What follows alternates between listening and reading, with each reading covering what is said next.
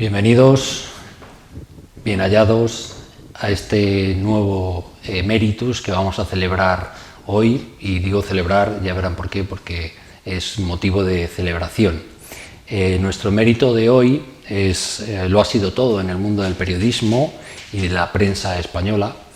Es difícil encontrar a alguien con una trayectoria más dilatada y que haya recorrido con éxito y presencia, con mando y temple, que, como dirían los buenos toreros, tantos medios, tantas cabeceras y tantos grupos de comunicación de este país. Y sin embargo, él mismo dice que lo único que deja claro su extensísimo y brillante currículum es que se ha hecho mayor y que por eso es emérito. Ernesto Sáenz de Buruaga es uno de los rostros y de las voces más reconocibles de los micrófonos y de las pantallas de España.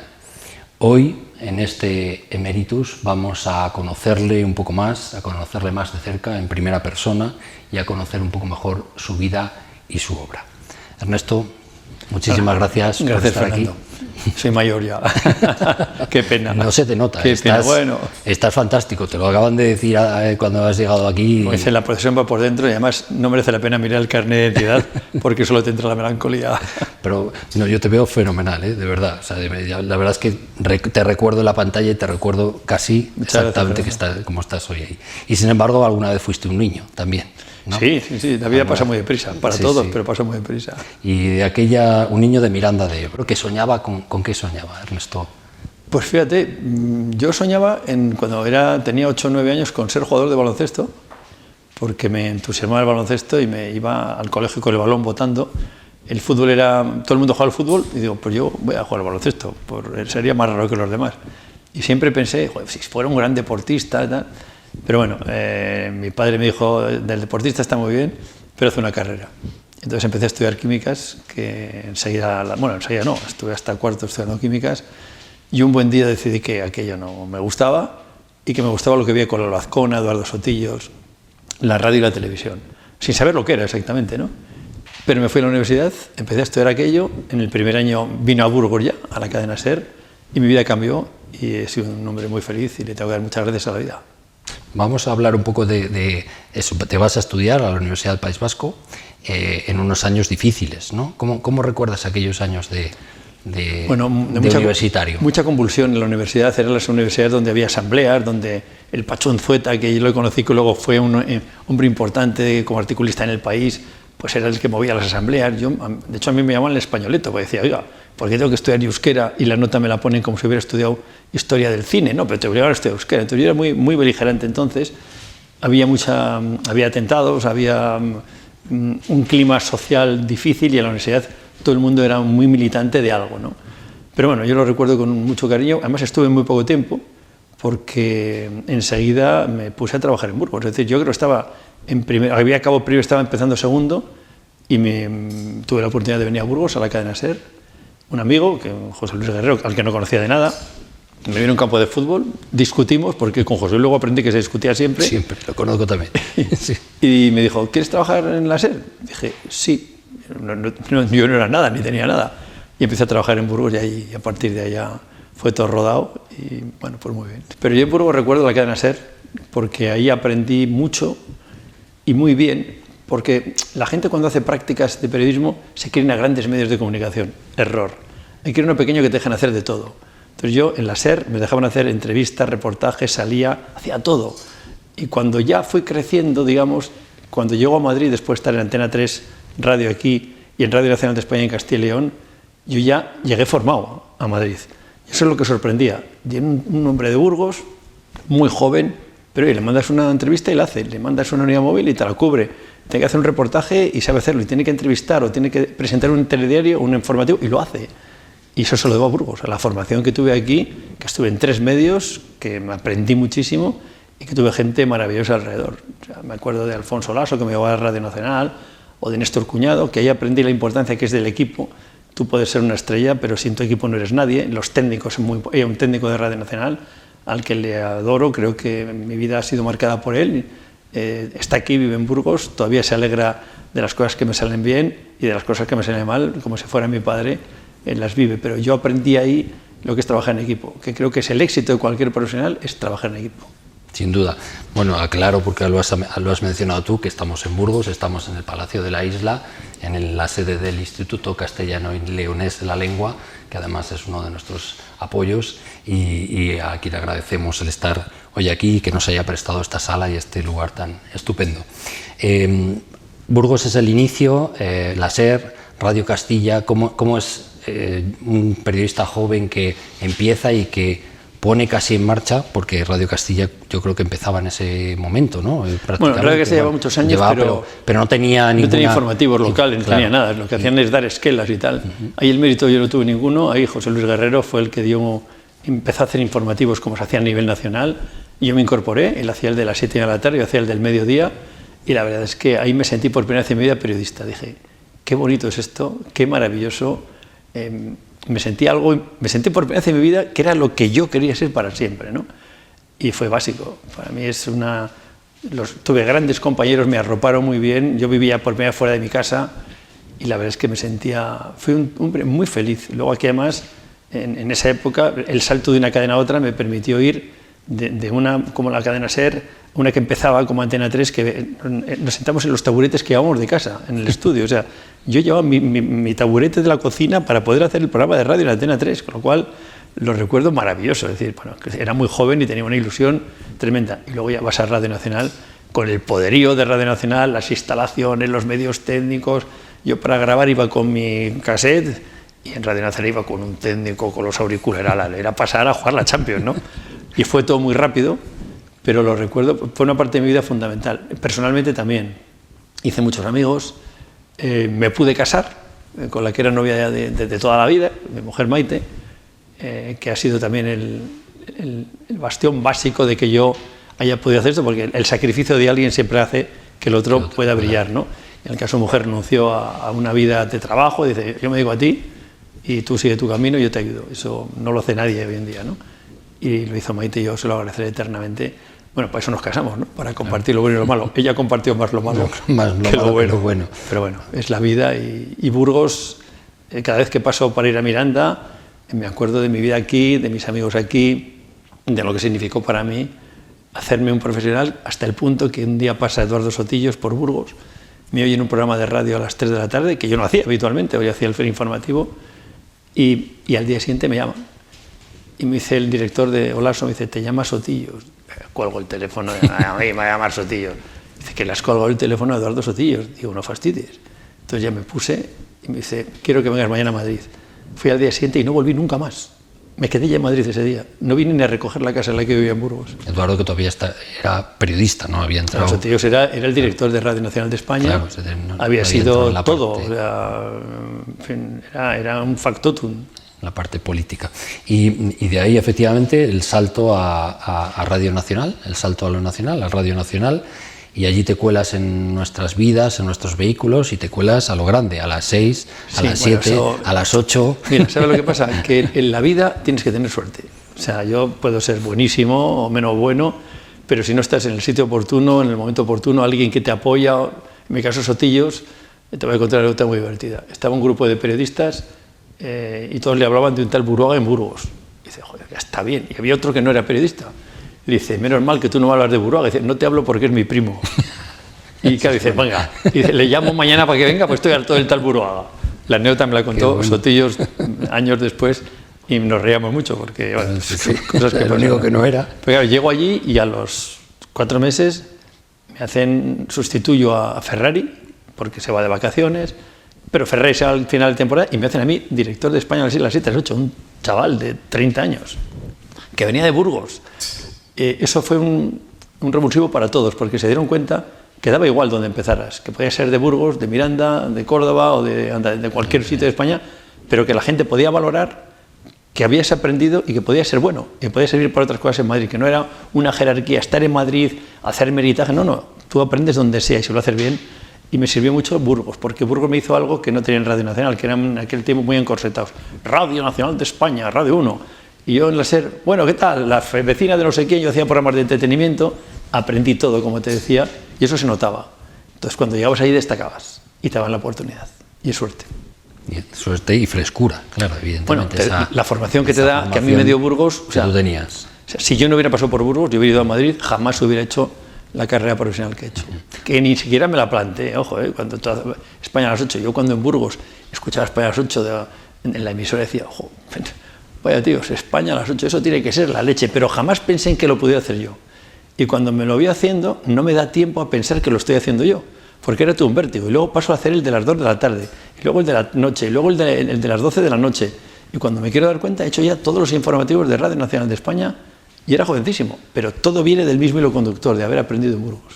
¿Tú crees, hablando de la radio, y antes de pasar a la tele, que es tu siguiente medio, ¿tú crees que la radio es el medio que nunca va a terminar, o sea, que nunca se va a extinguir? Yo lo digo muchas veces, porque es el único medio que te permite compatibilizar otras actividades, ¿no? La lectura exige una concentración, la televisión lo mismo, la pantalla, pero la radio... La han enterrado tantas veces, y tantas veces la he resucitado, pero yo lo explico a los chicos que cuando entran o cuando voy a dar conferencias. Mira, la radio es muy sencilla. Ahora hay un terremoto en Burgos y tiembla la tierra y nosotros notamos que las lámparas se mueven. ¿Y cómo lo cuentas? Ha temblado la tierra, he notado que me voy a de la silla, he salido por la ventana, veo a gente corriendo, se encienden las luces, hay una hoguera, oigo a la policía y estoy contando mi película y tú estás viendo la película que yo te cuento. Eso en televisión, estas son las imágenes de Burgos ayer en el terremoto. Bueno, pues vale, son dos formas de entender. Bueno, son dos formas de entender el periodismo. No hay narrativa. ¿no? La de radio es maravillosa, es tu película y lo cuentas tú como quieres, con tu estilo, y la gente ve las cosas que tú se las cuentas como tú las ves. La televisión no hace falta que se lo cuente, lo está viendo. Y de ahí, de la radio a la televisión, ¿no? Y quizá mucha gente no sepa que además llegas a televisión, llegas a Radio y Televisión Española, a la gran pantalla, y eres el primer presentador de quién sabe dónde. De quién sabe dónde. Bueno, no me había ido de Radio Nacional de España y me sugieren en una merienda, oye, si hacemos un programa de desaparecidos en la tele, pero yo pensaba que no me hablaban a mí. Digo, ¿y eso qué es? ¿Desaparecidos? No, o sea, en Italia se llama teléfono amarillo y es que desaparece la gente y llama por teléfono. Y dije, joder, pues al que se lo encargue voy a llamar. No, te lo estoy encargando a ti, me dice el director del programa de televisión. Digo, ¿pero por qué a mí? Porque eres creíble, porque vienes de informativos y si no sería demasiado sensacionalista y tal. Bueno, me lo encargaron y lo hicimos y fue el programa más visto de la segunda cadena de televisión española. Y cuando llevamos una temporada me dicen, oye, ¿no haces llorar suficiente a las señoras? Éramos líderes. Me dice Ramón Colón, y está muy bien que presentes un telediario, pero esto mejor que lo dirijas y lo presente, pues no sé qué me dijo. Digo, pues hombre, si quieres que haga un telediario, mejor te lo hago. Ah, ¿harías un telediario? Digo, hombre, antes que me digas que dirige un programa para quedarme detrás dirigido, que no hay que dirigir nada, pues lo prefiero. Pero aquel día decidí que me tenía que ir, porque en tu casa no te valoran si no te vas y te llaman. Yo había hecho ya todo el recorrido con 30 y pocos años. Digo, ¿y ahora qué hago? ¿Boletines otra vez y empezar el ciclo? Y me llamó Onega de Onda Cero, que se me quería ir. Y dije, sí, sin pensarlo. Necesitaba irme para volver. Y estuve 4 años, pero fíjate qué elenco. Luis del Olmo por la mañana, Julio Otero por la tarde, Andrés Averasturi por la noche, Luis de Benito por la mañana, Manuel Antonio Rico por la noche y yo al mediodía. Pero, yo decía, están aquí todos, mal no me puede ir. Y a partir de ahí ya fue el salto definitivo a los informativos de Televisión Española. Y de ahí, bueno, ¿cómo ha sido tu relación con esos otros grandes? Porque yo también tengo por aquí fotos en las que, bueno, como las conocen, bueno, todas estoy con todos, sí. Con Matías, esa es una foto con maravillosa. Jesús, ¿no? Mira, Jesús es un hombre, aquí era un hombre maravilloso. Con Olga Biza, con Matías también. Sí, bueno, mi relación con todos es muy buena, porque... Con Luis del Olmo. Bueno, Luis del Olmo, en fin, es que Luis del Olmo me prohijó, ¿no? Pero la foto que me enseñan de Matías y Jesús Hermida, Jesús cuando me ofrecen ir a Televisión Española a ser director de informativos, que no iba a hacer el telediario, solo iba a ser director de informativos, y me decía, Ernesto, si haces alguna vez algo en televisión, yo te quiero dar la primera oportunidad. Y estando en Onda Cero me llevaba a sus tertulias. Y yo era el niño, porque claro, ahí estaban Oneto, Onega, yo era un chavalín, tenía 30 y tantos años, yo estaba alucinado. Y un poco acojonado, la verdad. Sí. Me temblaba las manos, la voz me la agarraba así a la hora de hablar, ¿no? Y un día me dice, mira, cuando hagas un telediario que lo harás, no hagas nunca eso de poner bien los papeles y meterte el bolígrafo. Tú piensa una frase ingeniosa. Digo, una frase, dice, sí, por ejemplo, Cronkite dice, buenas noches y que Dios les bendiga. Digo, Jesús, y yo digo, en España me echan. Dice, pues espérate una frase. Y el día que empecé el telediario, tenía a Julio Anquita como invitado, y me salió la famosa frase, así son las cosas y así se las hemos contado. Como podía haber dicho que el Ebro pasa por Miranda, y me salió y ahí se quedó la frase, todavía me la recuerdan, ¿ya ves? Sí, sí. Y Armida apostó por mí y a Matías. Una vez en Televisión Española tuve que hacer los equipos, Matías estaba en el pasillo, no hacía nada, le habían quitado de los deportes, no hacía nada. Y dije, pero Matías, para tener un pasillo. Le llamé, Matías, ¿quieres presentar el Teatro de las 3? Y dice, por supuesto. Y luego pues ahí siguió y luego me lo llevé a Antena 3. O sea, de esa historia hay muchas, porque a Susana Griso la fiché porque la vi en TV3 y dije, esta chica me parece que tiene un futuro espléndido por cómo se planta, por la personalidad que tiene, por cómo entrevista. La vi en un programa que eran dos señoras y un señor. Me impresionó ella, y la otra chica también, me hubiera fichado cualquiera de las dos. Pero bueno, llamé a Susana y ahí está. Vino Susana y no la fiché, porque le dije, guarda en secreto que hemos hablado, te voy a fichar, pero no lo puedo decir en 48 horas. Y lo sacó al día siguiente el periódico de Cataluña con pelos y señales. Susana, no te voy a fichar, no tengo ganas de que los sindicatos, no tengo ganas de líos. Y nada más llegar a Antena 3, antes de entrar, Susana, ¿te vienes conmigo pero estás callada 24 horas? Sí. Y estuvieron conmigo a Antena 3. Y luego llega, efectivamente, a Antena 3, ¿no? Que Antena 3 fundamentalmente ha sido periodista, fundamentalmente ha sido presentador de todo lo habido y por haber, bueno. Pero también te pusiste, como decías antes, detrás de las cámaras y te pusiste a la gestión y fuiste consejero delegado de Antena 3. Sí, bueno, eso fue un salto demasiado radical para mí. Uno es periodista y lo hice con desgana.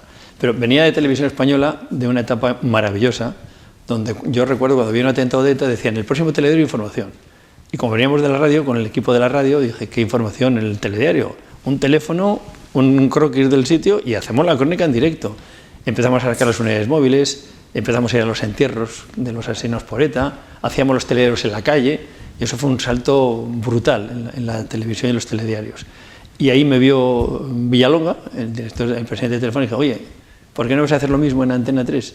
Y era mi salida perfecta. Digo, salgo de la pública, ya he vuelto a mi casa, he vuelto por la puerta grande, me han reconocido mi trabajo y ahora me voy. Y me voy a la privada. Y ahí en Antena 3 primero estoy director general y a los 5 años, me parece, bueno, Villalonga me dijo, te doy 5 años para que hagas tu proyecto. Yo decía, ¿5 años? Pues lo primero que hicimos es digitalizar todo. O sea, cuando aquí no había nada digital, nosotros con Sony, con 2 maletitas de Sony, montábamos todo en digital. Y la primera vez en la historia de este país que toda la redacción se digitaliza a la vez. Lo tenía a la vez en 20 puestos de trabajo, nosotros en todo. No sabíamos si iba a funcionar siquiera, y funcionó desde el primer día. Como el canal 24 horas, que montamos también, de Televisión Española, que nunca funcionó 24 horas seguidas. Nos lo encargaron el 1 de julio, lo pusimos en marcha el 20 y tanto de septiembre, nunca funcionó. Y el día que empezó a funcionar no paró hasta hoy. No me digas por qué. Sí, milagros de los duendes de la televisión. Milagros. Y la gente maravillosa que hay en los equipos, que es gente... O sea, la gente solo conoce los nombres de los que salimos, ¿no? Pero te vuelvo a decirte lo de los equipos. Yo tengo una frase que además la asumo. Yo prefiero ser el mediocre de un equipo brillante que el brillante de un equipo mediocre. Fíjate qué suerte si soy mediocre y soy el jefe. Pues es el colmo de la satisfacción. ¡Qué suerte tengo! Lo contrario es una desgracia. Si tú eres el bueno y todo tu equipo es malo, te hundes. Sin duda, el equipo te saca a flote. Sí, y ves peor cuando todos son mediocres, incluido el jefe.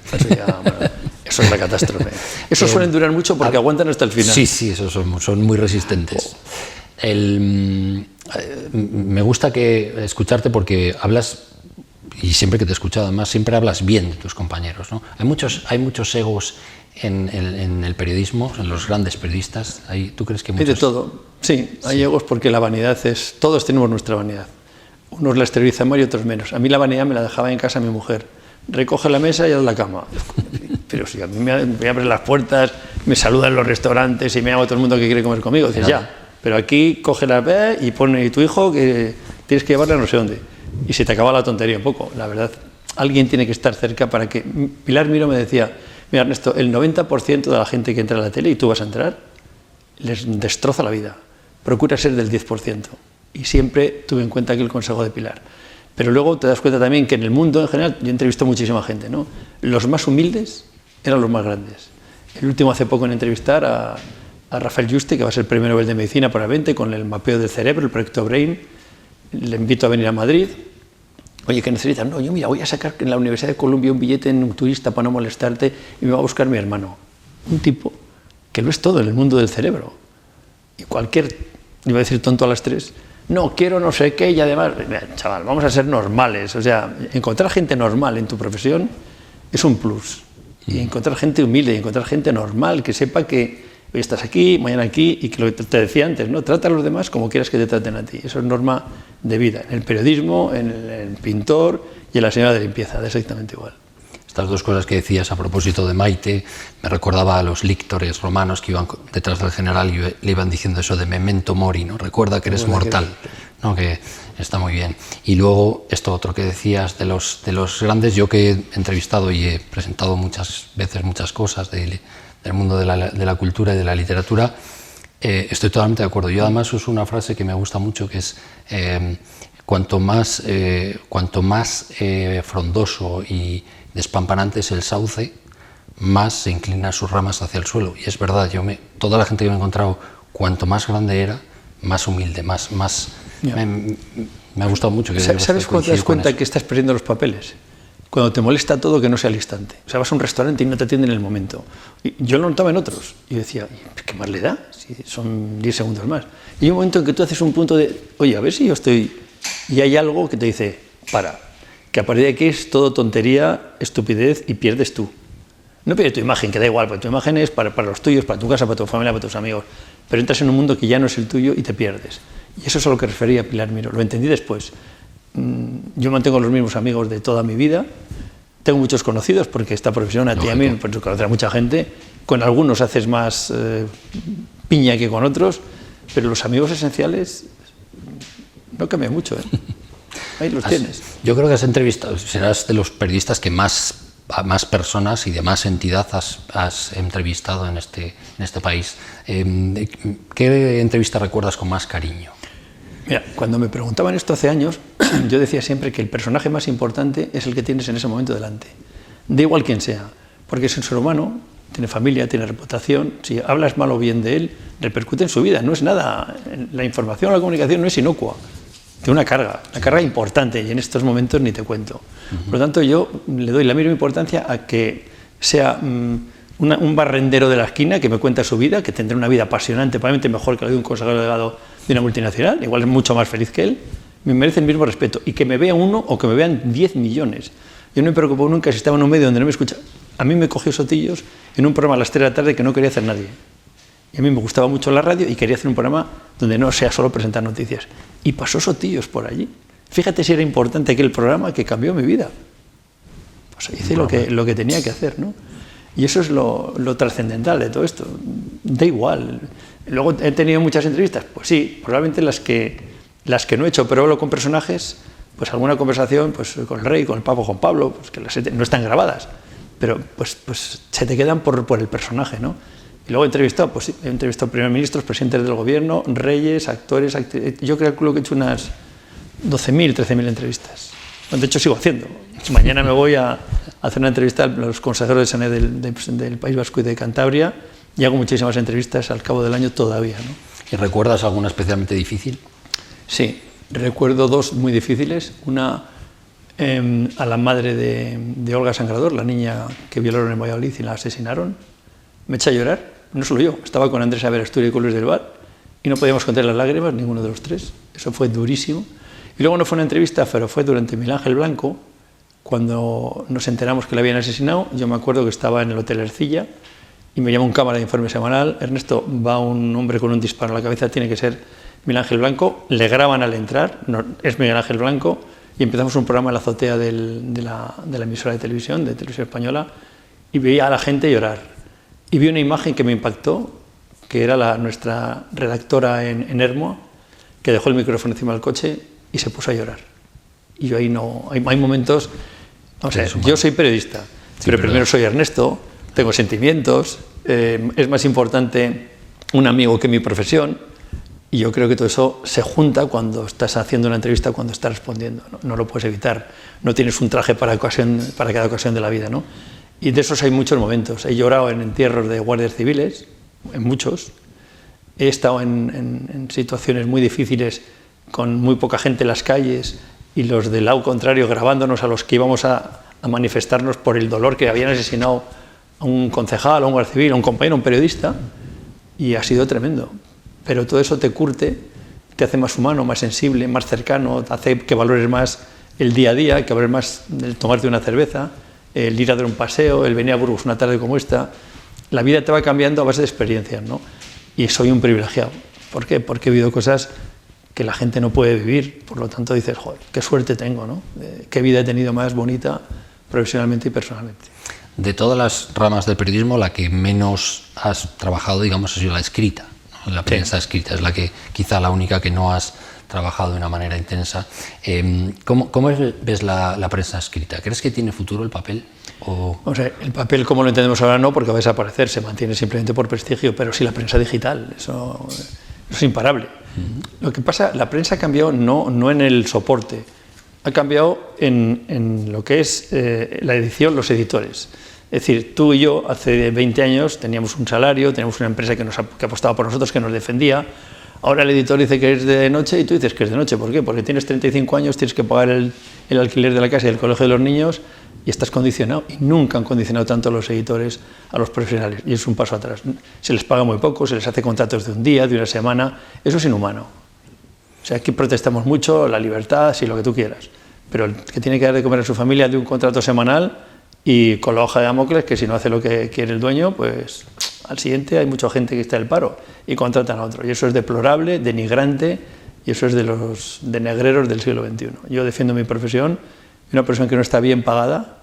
No eres más libre porque te sientas tú más libre, eres más libre porque tienes un soporte detrás que te permite vivir y ejercer tu libertad. Empresarios y periodistas, ¿son compatibles para la libertad de prensa? Son indispensables porque el que pone una empresa es el dueño y por lo tanto tiene que tener en un medio de comunicación un propietario. Yo no, las redes sociales que comunica el que quiere y es una máquina de triturar carne, a mí eso no me gusta. Yo quiero que haya una empresa detrás que contrasta las noticias, que las verifica y que yo me puedo fiar de que hay un periodista, un profesional que está dándome fe de lo que me está contando. ¿Qué es lo que pasa? Que vuelvo a lo de antes, es decir, ahora estamos en banderías y si los medios de comunicación ejercieran en este momento su papel, la situación política no sería la misma probablemente. Tú ya sabes lo que van a decir determinados medios de Sánchez, haga lo que haga, y lo que van a decir los que están alineados con la oposición, hagan lo que hagan. Y eso antes no lo teníamos. Yo antes podía escuchar la SER, Radio Nacional, la COPE, por ponerte la radio o cualquier televisión, y ahora los oyes porque refrendan tus ideas. No porque sea información ni porque sea interesante, no, porque van a decir lo que tú quieres oír. Yo ya sé lo que va a decir por la mañana Ángel Barceló, lo que va a decir Carlos, lo que va a decir los dos Carlos, Alsina, o lo que va a decir Vicente Vallés, y otros no lo hacen. Pues mira, a mí eso no me gusta, pero es a donde vamos, y como no hay marcha atrás, pues habrá que acostumbrarse a un nuevo periodismo, y ayer decía aquí en Burgos que el periodismo que yo he conocido y que he concebido ha muerto.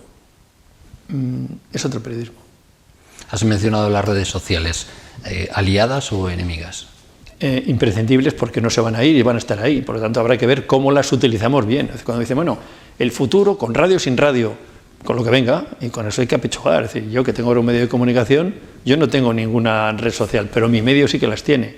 ¿Por qué? Porque el tráfico que me llega a mi medio de comunicación, que es lo que luego me permite que tenga más impactos y más usuarios únicos y lo que tú quieras, el 50% me viene a través de las redes. No puedo despreciar las redes sociales, lo que tengo es que controlarlas.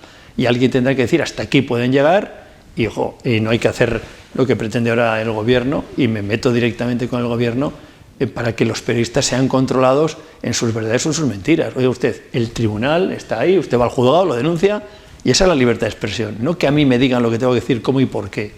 Incluso en el libro del hombre este que asesinó a sus hijos, que publique lo que quieran, no lo compres, no lo leas, desprécialo. Yo creo que el bien de la libertad no lo puede controlar ningún gobierno ni ningún juzgado. El juzgado tiene que aplicar la ley, y la ley la hacen los legisladores, que son los que hemos elegido democráticamente. Todo lo demás es un cuento chino que ya cuentan tantos cuentos chinos que yo por la mañana digo, no sé si enfadarme o reírme. Pues he optado por ser escéptico y hacer mi vida e intentar pasarlo lo mejor que puedo. Los chinos están muy de moda, como sabes. Bueno, muy de moda. Pero hasta para los chinos nos lo están contando mal. Sí.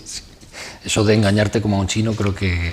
No, bueno, que le pregunten a los europeos qué le parece que España vaya con los chinos cuando el mundo se está repartiendo entre China, Rusia, Estados Unidos y Europa se quedó fuera de juego. ¿Dónde nos van a posicionar nuestros gobernantes? Que, por cierto, ayer una ministra de España dice que pasar por el Parlamento los presupuestos, ¿qué más da? ¿Para qué hacerles perder el tiempo? Hombre, mire usted, no. Poca seriedad. El Parlamento está para qué le hemos elegido nosotros, y las cosas importantes que nos afectan a todos, da igual, de derechas, de izquierdas, da igual, vayan al Parlamento, si no es una autocracia. Tienes publicados 2 obras porque has aprovechado que dejaste ya, digamos, un poco el periodismo más activo, o de activista si quieres, y tienes publicadas 2 obras, En persona y Mírame a los ojos, ¿no? Sí, bueno. Y las tienes, esta segunda, que además es con Luis del Val, Sí. la publicaste, y es en torno al mundo médico, ¿no? Sí, ya estamos en ello. Yo no sé, antes hablabas de los medios escritos, yo en los medios escritos no, el lenguaje es otro, yo utilizo frases cortas, directas, para captar la atención, es un lenguaje diferente, el escrito requiere otra cosa, y lo único que he hecho son artículos de opinión, porque ahí reflejas un poco tu forma de ver el mundo, y lo he hecho tanto en La Razón como en El Mundo. En El Mundo tuve la oportunidad de ser adjunto al presidente del grupo, y fue una experiencia también apasionante, con su televisión, El Mundo, El Marca, Expansión. Era un holding donde estuve casi 2 años y fue una experiencia brutal. Pero yo no sé escribir, yo no soy escritor. ¿He escrito 2 libros? No, no he escrito 2 libros. He escrito 2 libros de entrevistas. De entrevistas. Yo no sé escribir libros. Y cuando tengo que escribir a uno, que estoy escribiendo del juez García Castellón sobre su paso por la audiencia, digo, oye, ¿quién sabe escribir? Luis del Val. Luis, hacemos un libro juntos donde tú pones la parte, yo soy el chino y tú le sacas brillo. No soy tan pedante como decir, no, yo soy escritor, periodista y escritor. No, mire usted, respeto, yo no sé escribir una novela, me encantaría escribir una novela, lo he intentado alguna vez y no. Ahora está muy de moda, que periodistas escriban novelas. Me encantaría, no sé. Lo he intentado, pero no sé. Y ahora que estás más metido en el mundo de la comunicación, digamos, médica, o del mundo de la comunicación sanitaria, ¿crees que la pandemia lo cambió todo? Creo que la pandemia no nos enseñó lo que dicen que nos ha enseñado, no enseñó casi nada.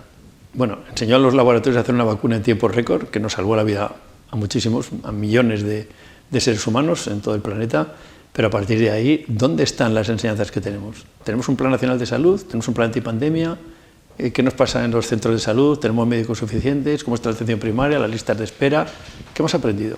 Hemos aprendido que tenemos un sistema sanitario muy solvente, porque tenemos unos médicos espléndidos, la gente muy vocacional, pero ahora viene otra generación que dice, yo eso de la vocación está muy bien, pero yo quiero tiempo para viajar, para irme con mi novia, para tomar mis cañas y a las 6 me voy.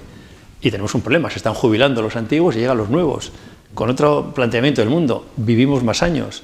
¿Qué significa eso? Que tenemos que cambiar hacia otro modelo de gestión del sistema sanitario.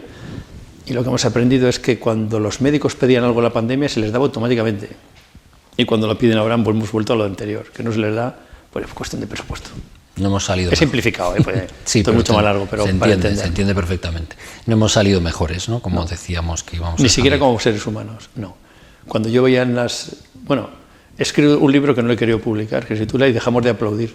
Dejamos de aplaudir el mismo día que nos sacaron a la calle. Y me pareció tan vergonzoso lo que había pasado contado y tan cruel, que dije no. Porque aquí se nos dijo que estamos en la gama alta del éxito de la pandemia con 1000 muertes diarias. Se nos dijeron tantas bobadas que tenemos un comité de expertos y yo cada día me dicen, no puede ser que me digan esto, que todos los médicos tienen PCRs y tienen mascarillas, y yo hablaba con mis médicos, a ver, Ernesto, nos estamos poniendo bolsas de basura. Entonces, ¿qué hemos aprendido? Pues hemos aprendido. Por cierto, ¿qué ha pasado con las mascarillas? Están en el juzgado unos cuantos. Eso sí que es un cuento chino. Has recibido numerosos premios, muchos reconocimientos en tu vida. ¿Alguno que tengas especial cariño? El primero porque me llaman del Club Internacional de Prensa y me dan un premio. Y digo, estaba haciendo el informativo de Radio Nacional de España y de repente veo los premiados. El Rey, Pedro J. Ramírez,